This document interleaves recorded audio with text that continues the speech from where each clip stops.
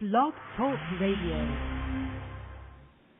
Hello, everyone. Welcome to Laurie Smith on Blog Talk Radio. Good morning. It is 6 o'clock here in the morning, Calgary, Alberta, and it's Friday morning, September the 17th. I'm happy to be here. This is One Child Abuse Survivor to Another, and we're on for 30 minutes. It's a live internet streaming radio broadcast from blogtalkradio.com. And the chat room was open there if you'd like to sit in the chat room. Missed my show yesterday. Actually slept in. Sorry about that. And this morning I'm ready to go.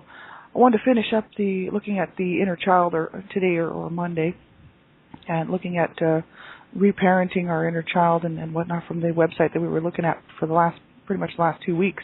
So it's such good information for me. I'm finding it very helpful, and it does cause me to think about nurturing my inner child and nurturing myself and taking care of myself. So it is really good information for me, I know, so I hope it's helping someone else out as well. So thanks, everybody, for tuning in. I appreciate it, and I'm not a professional counselor or therapist. I don't hold any certificates in that area. I'm just a private citizen paying to do my own blog talk shows here because I just wanted to be one more voice, for survivors and for because we just don't hear a whole lot about survivor issues out there, and we don't hear a whole lot of people talking about it. And I just I thought, well, while I'm doing blog talk radio shows, I may as well include a show regarding survivor issues because I am on my healing journey. So I'm quite a way through my healing journey. So I'm okay to look at this material and to think about this stuff. But you have to make sure that you're in a safe enough place when you're listening to my shows. So if the show topic bothers you, you have to turn it off. You have to listen at your own discretion and kind of know what's good for you to listen to, and if you think, oh, this might trigger me, or this topic could bother me, and I might set me back in my healing process or whatever, then you just want to turn it off because you would not be hurting my feelings at all. You have to know what's best for you to listen to, and you only would know that. You're the only one that could know that. So you make sure that you're in a safe enough place when you're listening to this type of show, or my shows or anyone else's shows regarding abuse and survivor issues, right? Adult survivor issues. And if you're a young person under the age of 18, I just ask that you have permission to listen to my shows because my shows are, the topics are very sensitive. And young people may have not heard a whole lot about this stuff. And then they might think, well, what is she talking about? I've never heard of that. And I'm the Canada Regional Director for Dreamcatchers for Abused Children, standing up to fight for children's lives, to save children's lives. And you have to be very careful what you're doing online. And I just think it's a good habit to get into to talk to somebody, an older person, an adult that you trust, parent or guardian or a teacher, counselor at school, someone who you trust, to listen to this show with you or these types of shows with you to make sure that it's okay for you to be listening to them. And then they can help you if you have questions, right? It's just so important for you to keep yourself safe. So we got about 26 minutes left. We'll get right into this. I'll give you the website where I'm actually looking at this information from. This is Inner Child Work, Reparenting Your Inner Child, Protecting Your Inner Child, Invoking the Protective Archetype. That's what we're looking at, Invoking the Protective Archetype. And that's www.hopeforsurvivors.com. And that's hope, the number 4, survivors.com, /inner child archetype, ARCHETYPE.html. And this is pretty much one of the last sections of that I can see of this website. It's very interesting, invoking the protective archetype. I was reading through it this morning and actually the other day, and we're supposed to kind of create and find this nurturing parent within ourselves and this protector who would protect our inner child at all times. And so once we've actually, we went through this last week and earlier this week and last week, recognizing our inner child and then, possibly getting in touch with our inner child if we can and finding out, how to help this inner child, right? And, to nurture this inner child and also to sort of allow our inner child to express themselves, right, through whether it's drawing or coloring or writing, journaling, whatever needs to come out. And so then they say we can invoke this protective archetype to actually keep our inner child safe all the time. Now, this is something that Hope for Us, she's a survivor, and she's the one who wrote these web pages here based on John Bradshaw's books called Healing the Shame That Binds You and also The Homecoming, championing the Inner Child Within You. I think that's the name of it. But anyway, I haven't read those books from John Bradshaw, but I'd like to. And when I get some money, I'm going to get a hold of them if I can, because the information just looks awesome. So she read those books, and then she went and created these web pages here and talks about her own story and stuff. So it's a great website. I really like what she's done here, and it's just interesting to see what she's done and how she's got in touch with her inner child or inner children, and she talks a lot about it on this website. So it's very interesting. So I'm just going to be reading right from the page, and we'll just get right into this here.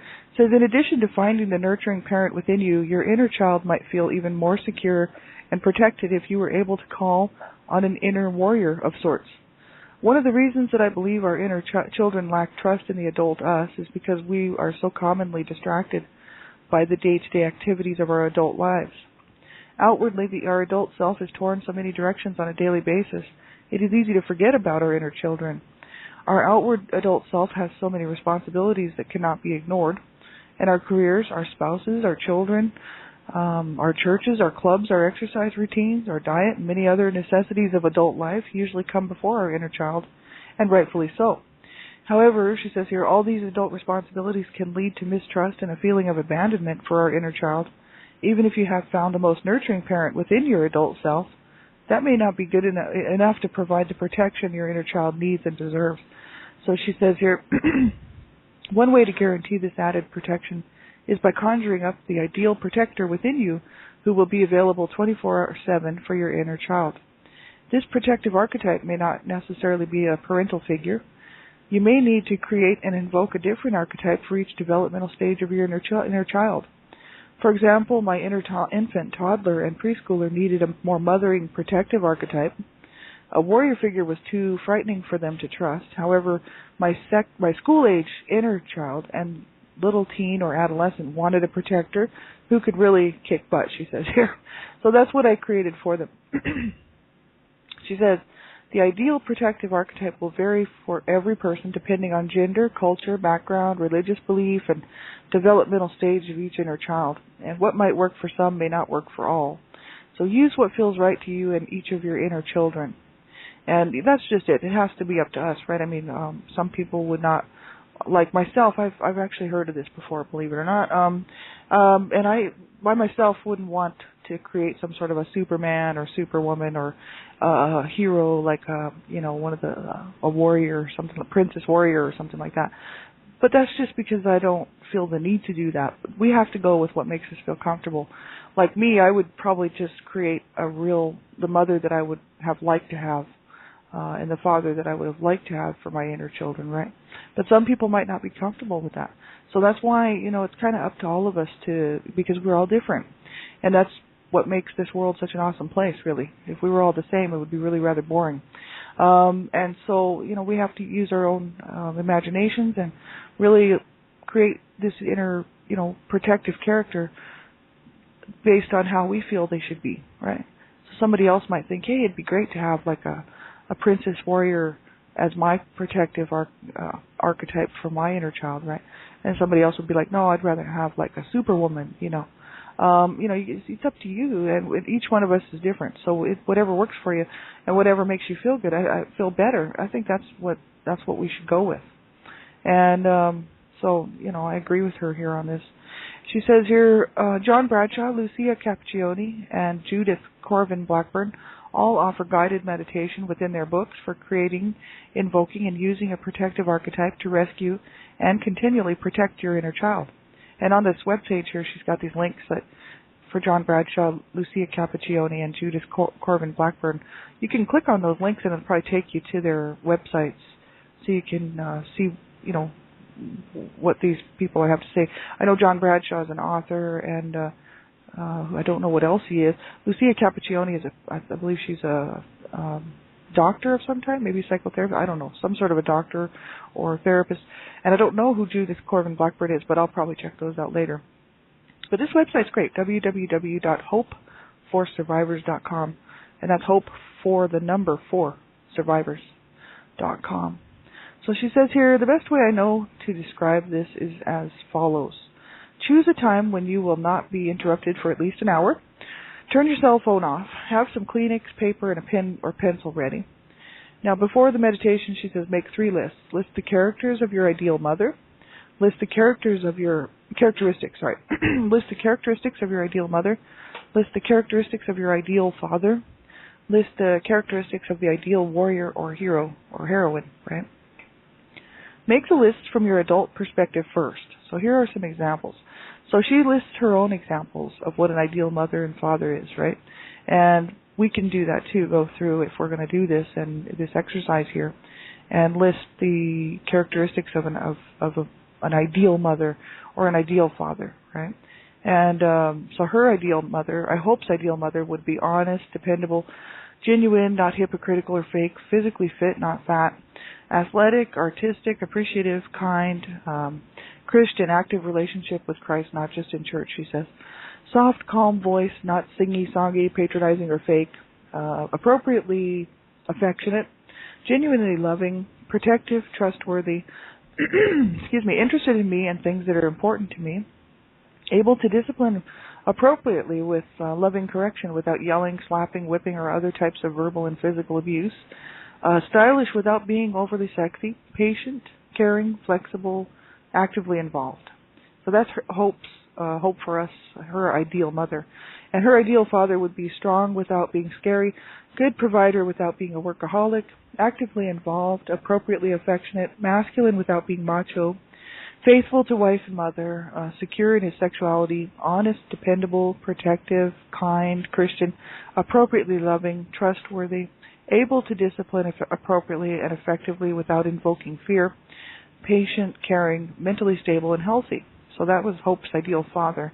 Then she says here, her ideal hero would be strong, invincible, all-powerful, wise, omnipotent, kind, empowered with full authority, a consistent positive example, a true friend, inspirational, strong leader, above temptation, my advocate, eternal, faithful, protective, a healer, righteous and just, humble, not cocky, dependable, miraculous, and pure of heart. So that's hope for us as an example of what her ideal mother is, her ideal father is, and her ideal hero is, or heroine, right? So it says, as you develop your lists, you may notice that some of the characteristics overlap. It is normal that your ideal mother and father and hero would have some of the same amazing qualities. Don't try to critique your lists or judge them unrealistic. Just write down the qualities that first come to mind as important to you personally. And I mean, some of her characteristics that she picked out for her mother and father would be the same as mine. And I think most of us might have some of the same things on there because that's generally what we would like, to see in an ideal mother or father, one that cares about us, loves us, doesn't, hurt us, and is a good person. And, there's so many things that we all share in that respect, because that's what we know what goodness is. Like, we know inside of us what a good mother and a good father should be, really, I think. I would hope that most of us know that. It says, so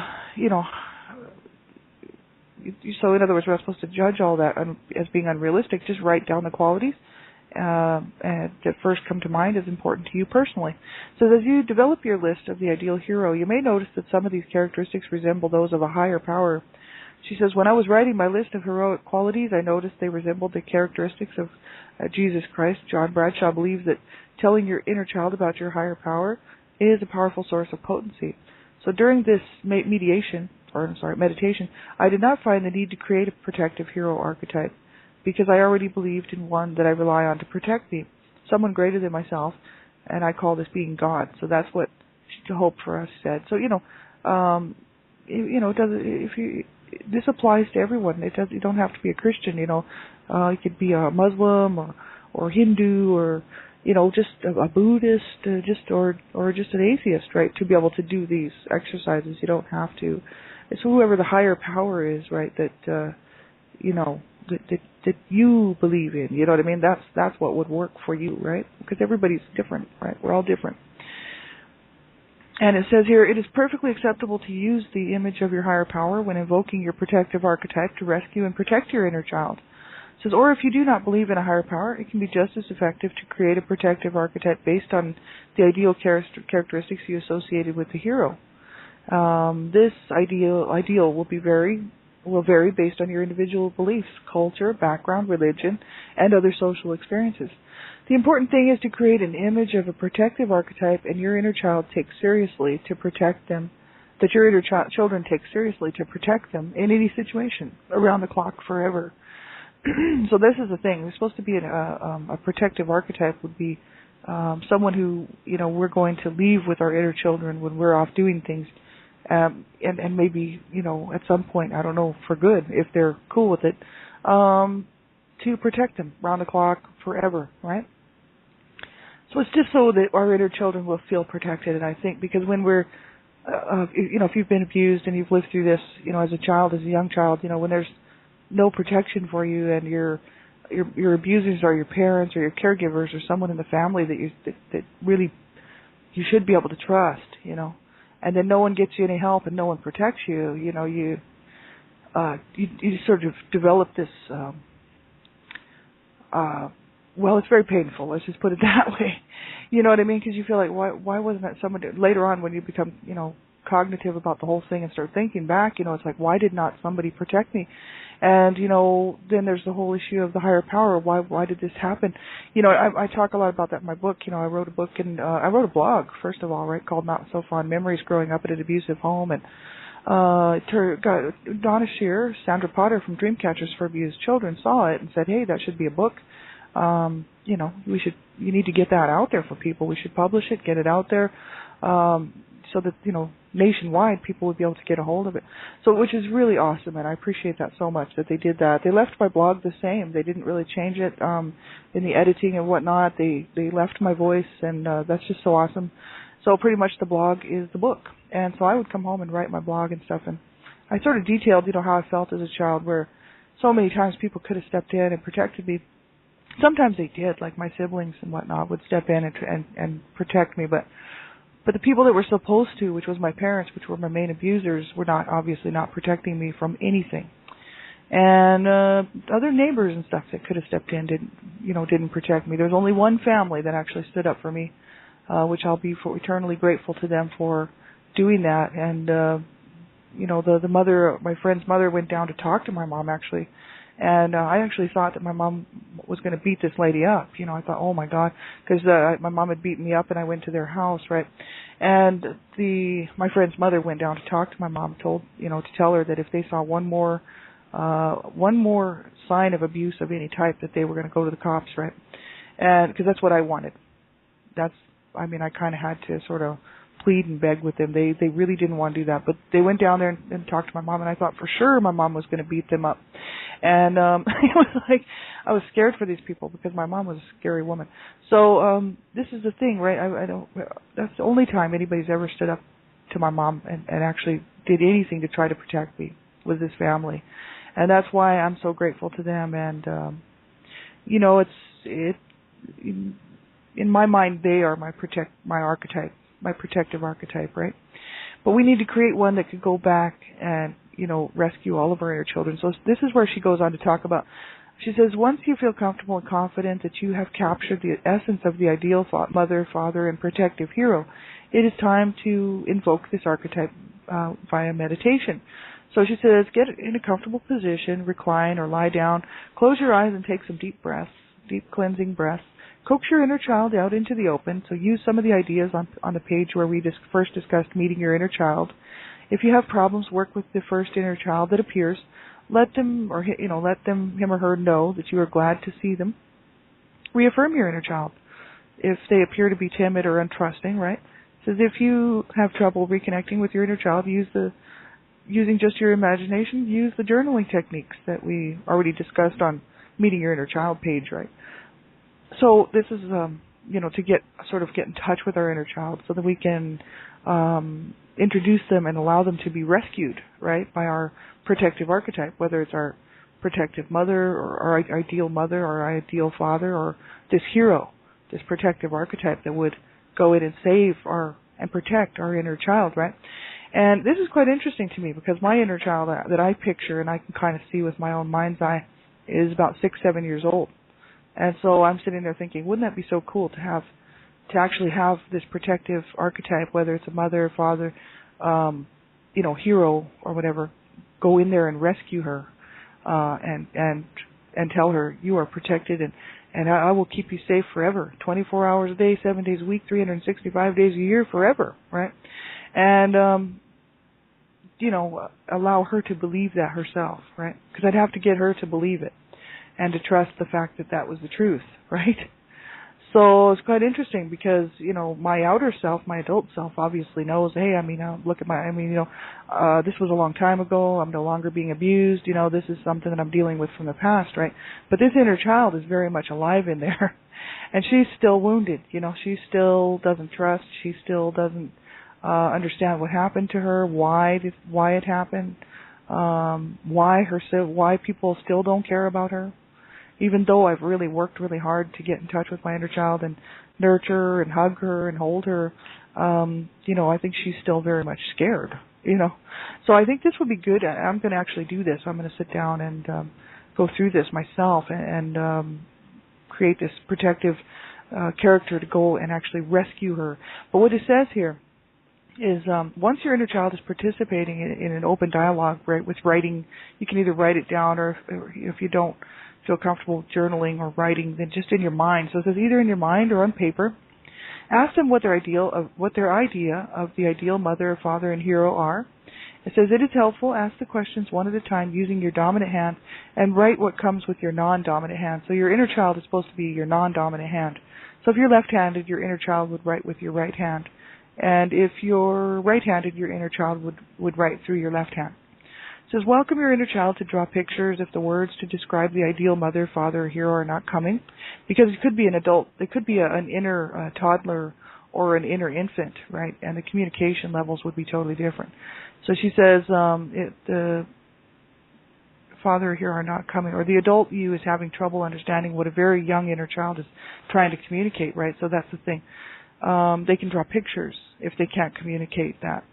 Add these characteristics to the list the adult you created earlier. So notice how many of them are in agreement. Add the unique or different qualities your inner child suggested to your list, even if you don't agree with them. So if your inner child tells you that they like the ideal mother and the ideal father would have these certain qualities, we're supposed to write them down on our list that we did earlier, right? That we created. Even if we don't really agree with them, just put them down anyway, so we can see what our inner child needs, right? It says, praise your inner child for coming up with such great qualities.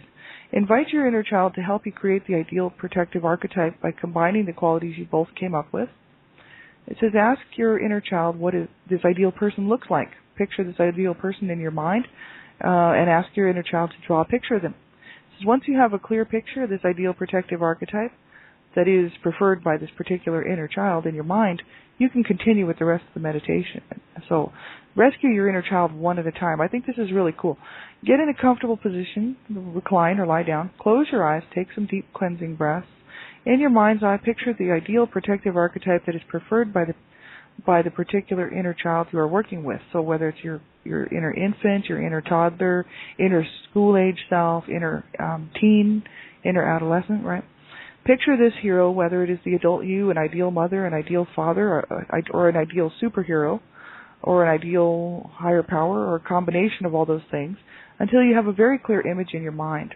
John Bradshaw's protective archetype looks like a kindly, wise old wizard. If you feel any resistance about the appearance of your archetype, try to adjust this mental picture until it feels right to your inner child, because we have to not scare our inner child. The whole issue is that our inner child should feel comfortable with this picture, right? He says, for example, my very young inner children do not feel comfortable with a warrior figure as their protective archetype.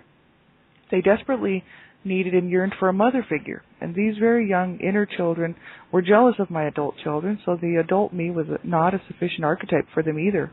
These inner children helped me create an ideal mother figure. So she talks about her own ideal mother figure, and so she says her name is Angela. She's about 5'8", tall with dark brown hair. She is thin but muscular and strong. Angela always appears wearing a sunny yellow dress with flowers on it, and she has very soft hazel eyes that sparkle. Now that they have been rescued, my young inner children like to sit on Angela's lap, in a rocking chair, or on a porch swing. So she says, she didn't feel comfortable with a warrior figure for some of her younger inner children. So that's the whole issue, right? We have to sort of each inner child, if we have more than one, would need something different, right? says, picture your ideal protector standing outside the location where your inner child told you they were earlier. Chances are your inner child is still stuck in the place where the most heinous of the abuses you suffered as a child occurred. I found my inner child cowering inside a closet of the bedroom my twin and I shared inside the horror house of our early childhood. So now, using an inner feeling of confidence, authority, and power, picture your ideal archetype rescuing your inner child, and here are some possibilities. So she lists them off here. Break down the door, stride purposely past your abusers or abuser, hold out your spear, sword, or shield to ward off any would-be enemies who might try to interfere with the rescue mission. Use the weapon to destroy anyone or anything standing between your ideal hero archetype and your inner child. Break down any other doors standing in your way, for instance, bedroom, bathroom, basement, or closet doors. Scoop your inner child up in your archetype's arms. Hug your inner child. Tell your inner child you are there to rescue them. Purposely stride or fly out of the scary location with your inner child safely nestled in your hero's arms. And carry your inner child far, far away from the feared location. Place your inner child in a comfy, secure place, like, a swing, hammock, sleeping bag, rocking chair might work. Use your intuition based on your inner child's likes and needs, right? Leave your hero archetype standing on guard, and then promise to be back soon. So she says, note, you may need to repeat this meditation using the preferred archetype for each of your inner children, depending on their developmental stages and what makes them feel safe and protected. So it's quite interesting. I think this is so interesting, really, but I'm going to do it because I think it's necessary for myself, and somebody else might not need to do this, and that's all right. But I'm going to go ahead and do it because my inner child would probably appreciate being rescued, and what I'm going to do is rescue her from, the point where I feel that where she's stuck at, right? And then that should make her feel a lot better, right, and a lot more comfortable, I think. So this is the whole thing. Some people might not need to do this, and it's up to each and every one of us. We're all on our healing journeys. Different.